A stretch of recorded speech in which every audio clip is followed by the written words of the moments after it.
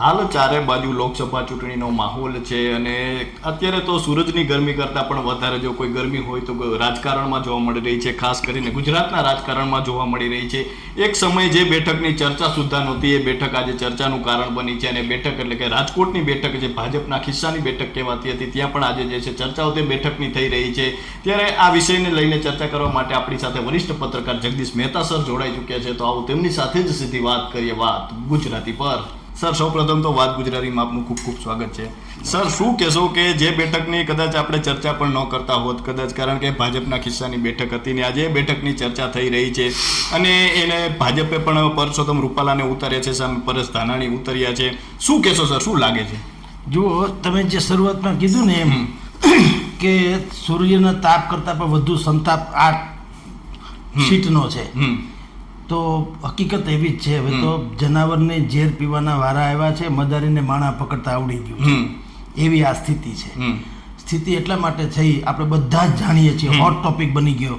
જો પરસોત્તમભાઈ રૂપાલાનું જીભાજોડી ન થઈ હોત તો એકમાત્ર ભરૂચ બેઠક સિવાય ક્યાંય કરતાં ક્યાંય ટર્ફ ફાઇટ હતી પણ નહીં, ચર્ચામાં નથી. આજે તમે જુઓ, એ પણ ભરૂચની બેઠક પણ ચર્ચાહીન થઈ ગઈ અને એકમાત્ર રૂપાલા કે ધાનાણી, ભાજપ કે ક્ષત્રિય, આખી લોકસભાની બેઠક તો જે છે સામાન્ય રીતે એ કોમન એજન્ડા ઉપર અને કોમન વિઝન ઉપર લડાવવી જોઈએ.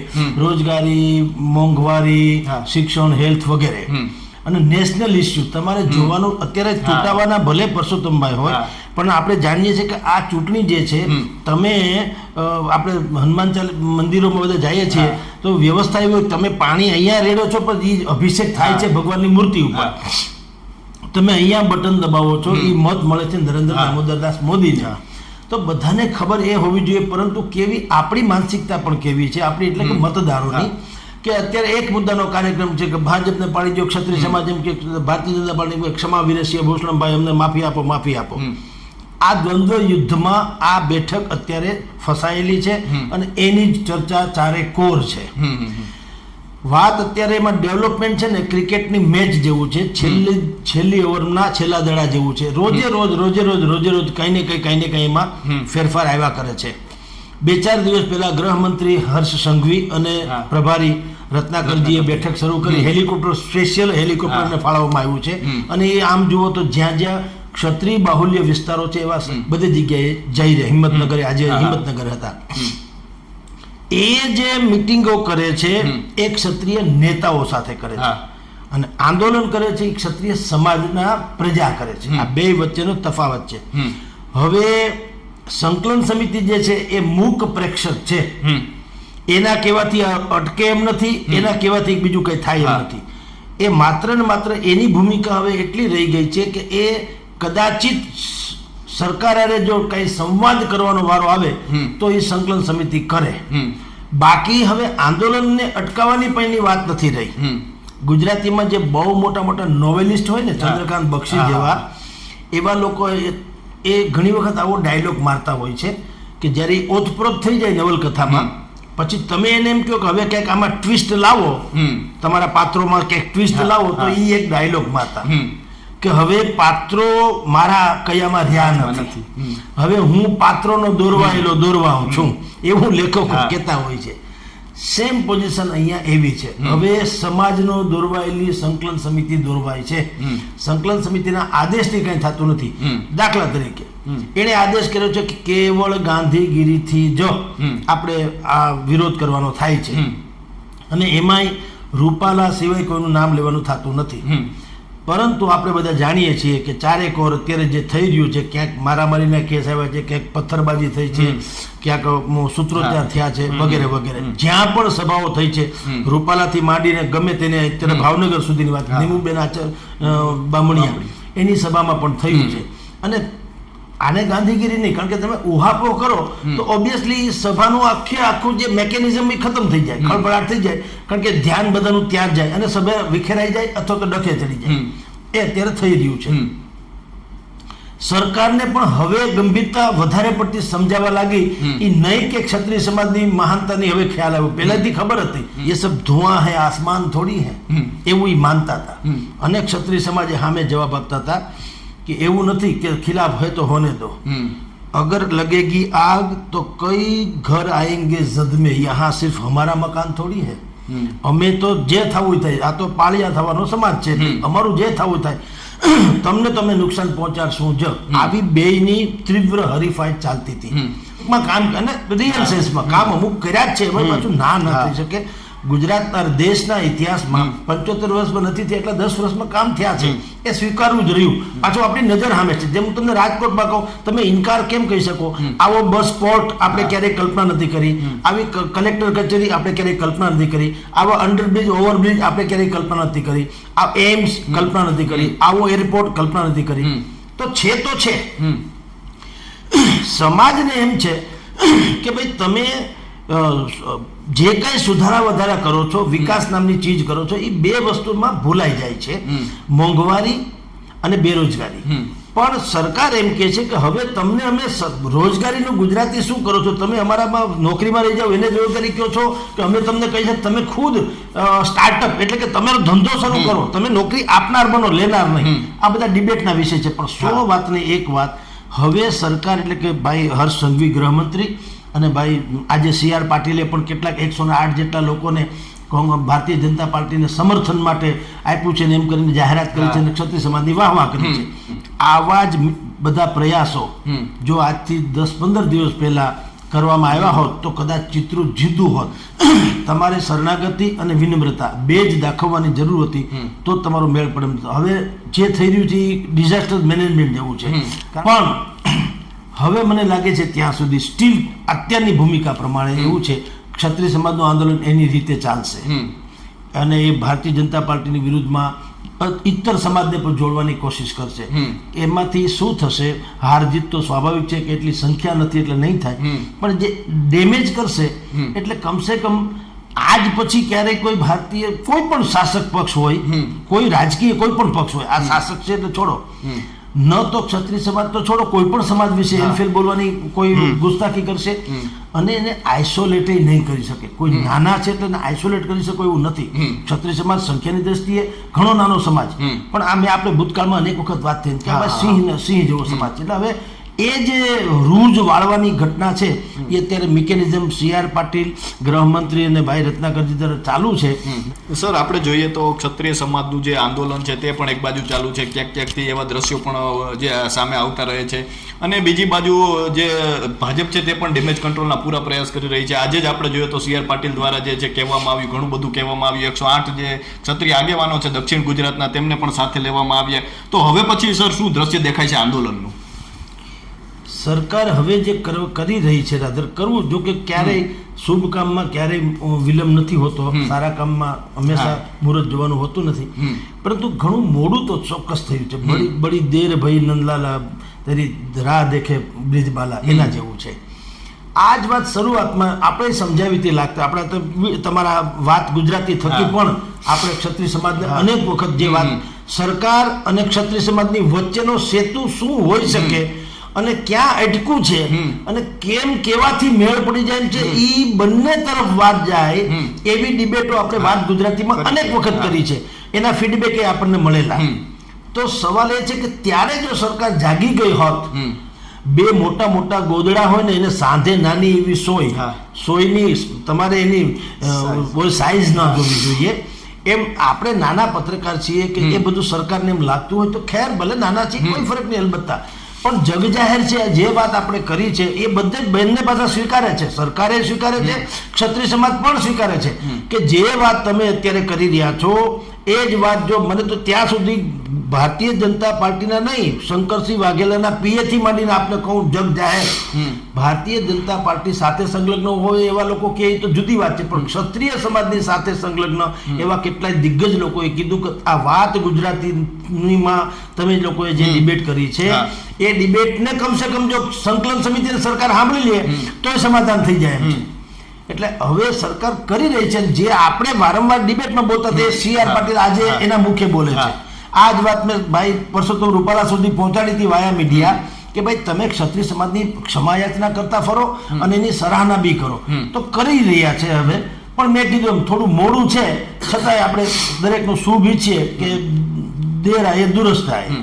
સર આપણે ખાસ કરીને અત્યારે રાજકોટ બેઠકની વાત કરી રહ્યા છીએ અત્યારે કોંગ્રેસની સ્થિતિ સર શું લાગે છે? પરેશ ધાનાણી તો મેદાનમાં ઉતર્યા છે, પરંતુ જે વિક્રમ સોરાણી છે, જે એક ખૂબ મોટો ચહેરો કહી શકાય, જેને પહેલા ટિકિટ આપવાની વાતો થતી હતી, એ હવે ભાજપમાં જવાના છે, અને જે હેમાંગ વસાવડા દ્વારા નિવેદન આપવામાં આવ્યું, સર આ કોંગ્રેસની સ્થિતિ શું જોઈ રહ્યા છો? અત્યંત હાસ્યાસ્પદ. તમે લોકો એટલે કે કોંગ્રેસે શું કર્યું, એને હંમેશા એવી એક આમ તો કાં તો આદત છે અને કાં પાપ પીપળે ચડીને પોકારે એના જેવી વાત છે. માંડ તમારો મેળ પડે એમ હતો, પણ તમે જો ભીતરનું કેવી ખોખલાઈ કેવી છે.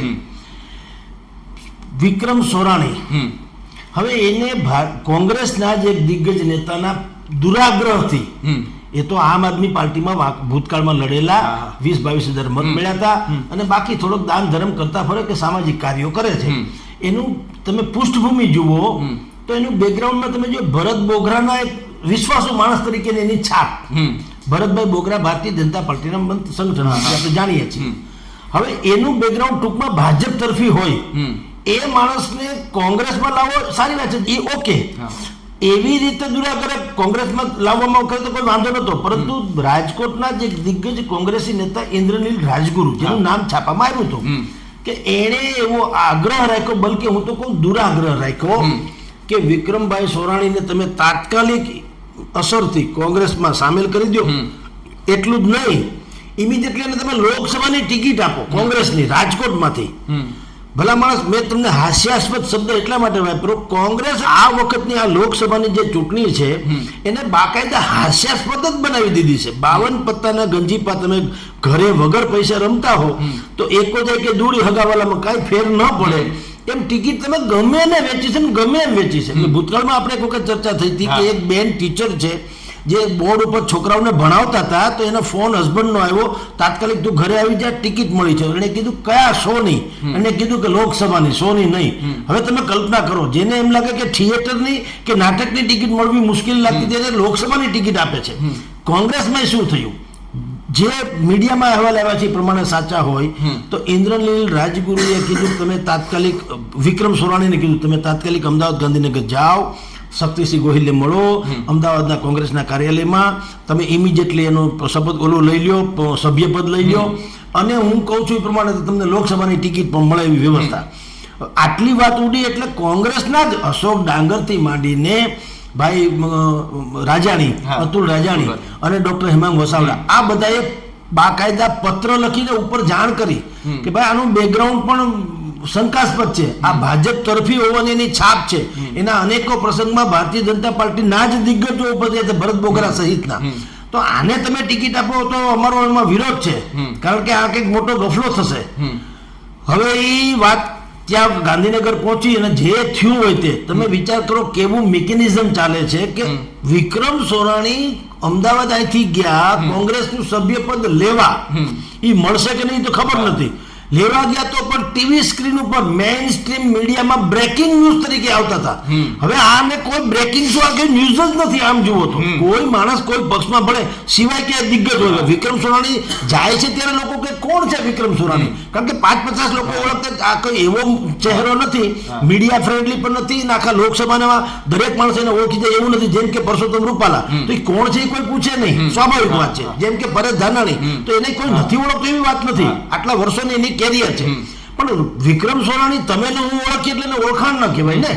તો બધાને એમ થયું કે કોનું આવે છે ટીવીમાં, ને આ કોણ એવો વ્યક્તિ છે કે કોંગ્રેસમાં ભલે તો શું ભલું થઈ જવાનું. એટલે એ પણ બ્રેકિંગ ન્યૂઝ બુદ્ધિપૂર્વક કરાવવામાં આવેલા. આને કહેવાય મીડિયા મેનેજમેન્ટ. એ કોંગ્રેસે કરાવડાવ્યું. હવે એ બધું થયું, બ્રેકિંગ ભાઈનું થયું, ને અહીંથી એટલા જ લોકો જાગૃત થયા. હેમાંગ વસાવડા કયો, અતુલ રાજાણી કયો, અશોક ડાંગર કયો, ગાયત્રીબા વાઘેલા કયો, કે ભાઈ મહેશ રાજપૂત કયો, આ બધાએ પત્ર લખીને કીધું ભાઈ ભૂલ કરતા નહીં, આ ક્યાંક હેરાન કરશો. ત્યાં વાત જે પહોંચી તેઓ લીલા તોરણે પાછા ફેર્યા. એને કાંઈ કોંગ્રેસમાં મળ્યું નહીં. ન મળ્યું પછી તેઓ શ્રી ગાયબ થઈ ગયા. એ આપણે કહીએ ને એટલે જેમ કુંભાણી ગાયબ થઈ ગયા એમ ને આ ગાયબ થઈ ગયા. ક્યાં ગયા રાજા રામ જાણે, શું થયું પર રામ જાણે. ગાયબ થઈ ગયા પછી શું થયું, ટિકિટ મળી પરેશ, પછી આખું થયો પરસોત્તમભાઈનો, એટલે પરેશ ધાનાણીને ટિકિટ મળી ગઈ. હવે એને ટિકિટ મળી ગઈ એટલે હવે તમે જુઓ આ ભાઈની કે જે વિક્રમભાઈ સોરાણીને તમે લોકસભાની ટિકિટ આપવાની વાત કરતા હતા, એની વાત હવે જે પક્ષે ઓલા હેમાંગ વસાવડા વગેરે જે કીધું હતું એના જેવું જ થયું. હવે 29મી તારીખે CR પાટીલની હાજરીમાં તેઓ શ્રી ભાજપનો કેસરીઓ ધારણ કરી રહ્યા છે, આવો રિપોર્ટ છે. એનું ગુજરાતી એ થયું કે ન કરે નારાયણને જો કોંગ્રેસે આને ટિકિટ આપી દીધી હોત તો સંભવ છે કે એનું પણ સુરત જેવું જ થાત, કુંભાણી જેવું જ. અને એવું કે પોતાના બુદ્ધિપૂર્વક એ સમર્થકોએ રાખત અને છેલ્લી ઘડીએ કોંગ્રેસને ખબર ન પડી હોત, કારણ કે એમ તો અહીંયા કોંગ્રેસમાં માથા એટલા જૂથ છે એટલે ઇન્દ્રનીલ સિવાય કોઈને રસ નહોતો. તો ઇન્દ્રનીલભાઈનું આપણે બધા જાણીએ છીએ કેટલું મેકેનિઝમ હોઈ શકે. તો એના જે કોઈ કરે એવી વાત કરતા હોય તો છેલ્લી ઘડીએ એવી રીતે ફોર્મ પાછું ખેંચી લે કે ન પરેશ ધાનાણી આવી શક્યા હોત, ન કોંગ્રેસ ચિત્રમાં હોત, પરસોત્તમભાઈનો ક્ષત્રિય સમાજ દુનિયાભરમાં ગમે એટલો વિરોધ કરતા હોત, શાન બાન આનથી તેઓ શ્રી જીતી ગયા હોત, વન સાઇડેડ બિન હરીફ. પરંતુ થેન્ક્સ આભાર જેને કહેવાય એની જાગૃતિ છે કોંગ્રેસના સ્થાનિક યુનિટની, કે એણે પક્ષના હાઈકમાન્ડને પણ કીધું કે આવું કરતા નહીં. તો આ તો પેલા જ આવ્યા એટલે એણે હાઈકમાન્ડને કીધું. એટલે તમને કહું છું કે એક તો હવે એ થયું, અત્યારે વિક્રમ સોરાણીનું વાત પૂરી થઈ ગઈ, ટાઈ ફીસ હવે એ ભાજપમાં જોડાય કે એ બધું સિમ્પલ વાત થઈ ગઈ છે, એને આરે કઈ બહુ ફેર પડે એમ નથી. પણ હવે થશે કેવું? એક તો પરેશ ધાનાણી આયાતી છે, એમાં કોઈને રસ નહોતો. અહીંયા 3-4 મૂર્તિયા હતા જેને એમ બધું ટિકિટ અમને મળવી જોઈએ, નહીં લાયક એ હતા, એ પક્ષની વફાદારીને લાગે વળગે ત્યાં સુધી. પણ અત્યારે પક્ષે શું નક્કી કરીને કર્યું કે આ કારણ કે પરસોત્તમ રૂપાલા જે લેવા કડવા થાય ને વગેરે વગેરે, ટૂંકમાં સ્થાનિક મુદ્દા. હવે એને કારણે શું થાય છે કે પરેશ ધાનાણી આવ્યા એટલે જે જૂથને અપેક્ષા હતી કે મને ટિકિટ મળવી જોઈએ એ બુદ્ધિપૂર્વક આઇસોલેટ જેવા છે, એ સક્રિય નથી, હોવા જોઈએ એટલા નથી, ફોટોજેનિક છે. આપણે જેમ આપણા ઘરે ડખો થયો મહેમાન આવે હસતા મોઢા રાખીએ એમ અત્યારે હસતા મોઢા રાખીને લોકો ફોટા પડાવે છે, કાર્યક્રમ કરે, પણ હૃદયથી બધા અલગ અલગ છે. હવે એમાં એક ઓર ઉમેરાનું કે સોરાણીનું આવું થયું, એ ભાજપમાં બળવાનાથી છોડી દો, પણ ટિકિટ ન મળી તો કહેવાય છે એવું કે એ ઇન્દ્રનીલને આ વ્યવસ્થા કરી હતી. હવે શું કર્યું એ રાજા રામ જાણે, પણ હવે ઇન્દ્રનીલભાઈનું પણ મેળ ન પડે એવું તો થયું, એના માણસને ટિકિટ તો ન મળી એટલે હવે એ પણ સક્રિય ન રહે. અત્યારે સ્થિતિ એવી છે કે પરેશભાઈ ધાનાણી પોતાની તાકાત પ્રમાણે કહું છું, રાજકોટમાં લલિતભાઈ કગથરાને બાદ કરો તો પરેશભાઈ ધાનાણી સાથે કોંગ્રેસનું કોઈ જૂથ નથી. એક લલિતભાઈ કગથરાનું છે, ગામ એના બધા જે લેવા પટેલો હોય તે, એટલે એ અને પરેશભાઈ ધાનાણીના જે કાંઈ હોય 5-50 લોકો, એ લોકો અત્યારે આ શેરીઓ ગલીઓ ગામડા ખૂંદી રહ્યા છે. પણ હવે એમાં અહીંયા રાજકોટમાં તો દર ત્રીજો માણસ પૂછે છે કે એક તો તમે ક્યાં રહ્યો છો, કોણ છો, શું છે શું નહીં, નામ તમારું ઠીક છે પણ અમારે કોઈક દી કામ પડે તો તમારું શું કરી લેવું એમ. અને પરસોત્તમ રૂપાલાએ જે કંઈ એનાથી બોલાઈ ગયું કે આ કે તે, તો એ તો ક્ષત્રિય સમાજનું છે માની લ્યો, બીજો સમાજ એમ કે ને ભાઈ આપણે બીજું તો કંઈ લેવા દેવા છે નહીં. એટલે અત્યારની સ્થિતિ તમારી જાણ ખાતર કોંગ્રેસની નબળાઈ એ ભાજપની સબળાઈ છે. સર આપણે જોઈએ તો ખાસ કરીને રાજકોટ બેઠકમાં જે 7 વિધાનસભા બેઠક આવે છે તેમાં ગ્રામ્ય બેઠકો ખૂબ ઓછી છે અને શહેરી વસ્તી જે છે મતદારો વધારે આવે છે. અને આપણે જોઈએ તો કોંગ્રેસમાં પરેશ ધાનાણી છે ને ક્ષત્રિય આંદોલનના બધા પાસાઓ જોતા સર પરિણામ પર શું અસર લાગે છે? જો 4 બેઠક તો વિધાનસભાની 7 બેઠક આવે છે રાજકોટમાં, 4 તો એ 1, 2, 3, 4 એ રાજકોટ શહેરમાં જ છે ને આપણે રાજકોટ શહેરની તાસીર ને તામીર બે જાણીએ છીએ કે ભારતીય જનતા પાર્ટીને સમર્પિત, કારણ કે અહીંયા આ લોકો ભયંકર રીતે મીડિયા ફ્રેન્ડલી છે અને આપણે બધું જાણીએ છીએ, રાઈટ.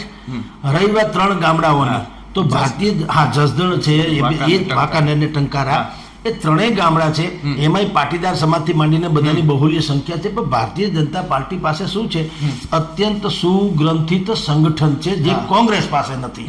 એટલે આમ ગણતરી આપણે ભલે ગમે તેમ કરી 21-22 લાખની જનસંખ્યાની આ બેઠક છે તો આપણે લખીએ કે 3.5 લાખ જે છે એ પાટીદાર લેવા છે, 1.5 છે એ કડવા છે, 2 થઈને 5 લાખ. 5 લાખ તમારા થોડા છે, 5 લાખ છે પણ તમારા છે. એ મને ટાટા બિરલાની સંપત્તિ આપણી થોડી છે. તમે એ ફિગરને બોલો એનો મતલબ શું છે? રાજકોટ એવડું મોટું વિશાળ છે ને આટલી બસ છે ને આટલી ગાડીઓ તમારી છે, કઈ તમને રિક્ષા મળે એમ નથી.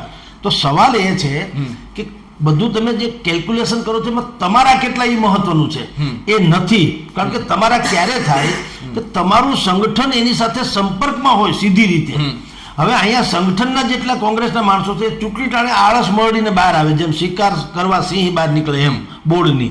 અને ઓલા લોકો એટલે કે ભારતીય જનતા પાર્ટી વાળા છે એ છાશ વાળા તમને ભટકાય, દર ત્રીજી મિનિટે એક ભારતીય જનતા પાર્ટીનો કાર્યકર તમને ભટકાતો હોય. નંબર 1. નંબર 2, એની પાસે જે બૂથ લેવલનું માઇક્રો પ્લાનિંગ છે એનો હિસાબ, એકાઉન્ટેબિલિટી પણ છે.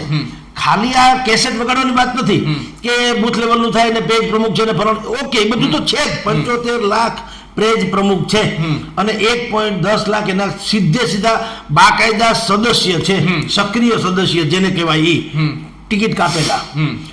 અને 75 ગુણ્યા 3 કરો, એક પરિવારમાં 3 હોય, આપણે અમે બેન અમારો 1 એમ ગણો તોય 3 થાય. એ 3 ને ગણો તો એના 1.10 2.10 ને આલે ગળે થાય. એટલે ટૂંકમાં 3.5 લાખ કરોડ, 3.5 કરોડ જેટલા તો એની સીધી રીતે છે. એ છોડો, એમાં કેટલા મનમુટાવ થાય તો નહીં મત આપે, પણ આને શું ભારતીય જનતા પાર્ટીની શું પ્લસ પોઈન્ટ છે, એ તમને સોંપે 50-100 માણસના જેવો કાર્યકરને, જેવો પેજ પ્રમુખ કે જે હોય તે, એને કહેવામાં આવે કે તમે જે તે જગ્યાએ બૂથ ઉપર બધાને લઈ જાઓ, એના નામ આપો, મોબાઈલ નંબર આપો, એના ફોટોગ્રાફ્સ આપો અને અમને રિપોર્ટ કરો. આમ ખાલી अब सौंप दिया इस जीवन का सब भार तुम्हारे हाथों में है, जीत तुम्हारे हाथों में, हार तुम्हारे हाथों में, એમ નહીં, મને હિસાબ આપો. એટલે એવું પાછું અહીંયા કોંગ્રેસમાં નથી. એટલે ગામડું કયો કે શહેર કયો, કોંગ્રેસમાં પરસોત્તમ રૂપાલાનો વિવાદ જે છે એ કેટલો અસર કરે એના પૂરતું જ, બાકી કોઈ માણસ શું કામ મત આપે? કારણ કે તમને કોઈ કહેવા તો આવવું જોઈએ કે ભાઈ મને મત આપજો કોંગ્રેસને વગેરે. એટલે આપણે મીડિયામાં જે બેના પ્રેસ નોટ બધાની આવતી હોય અને એ લોકો પણ જેટલું બને એટલું મીડિયામાં મોકલતા હોય, એટલે આપણને એમ લાગે કે ધગી ગયું છે વાતાવરણ. તમે બજારમાં જાઓ તો ખબર પડે એવડી મોટી આ આખી બેઠક છે, એમાં ક્યાં ભાજપ ને ક્યાં કોંગ્રેસ. એટલે સ્ટીલ ટુડે કહું છું, કોંગ્રેસ ખાલી એટલું થયું, સજાગ થઈ, સક્રિય થઈ, જાગતી થઈ, તાજી થઈ, ચર્ચામાં છે, એ બધું બરાબર છે. પણ એણે એવા સોણલા જોવા જરૂરી છે કે હું જીતી જાઉં, પણ વાસ્તવિકતા એનાથી જોજનો દૂર છે. સર, અમારી સાથે જોડાવા બદલ ખૂબ ખૂબ આભાર. તો આ હતા વરિષ્ઠ પત્રકાર જગદીશ મહેતા સર. તેઓ દાયકાઓથી આ ક્ષેત્ર સાથે જોડાયેલા છે અને રાજકીય તાણાવાણાને ખૂબ નજીકથી જોતા રહે છે અને તેના પર પ્રકાશ પાડતા રહે છે. તો અત્યારે બસ આટલું જ. ફરી મળતા રહીશું વાત ગુજરાતી પર.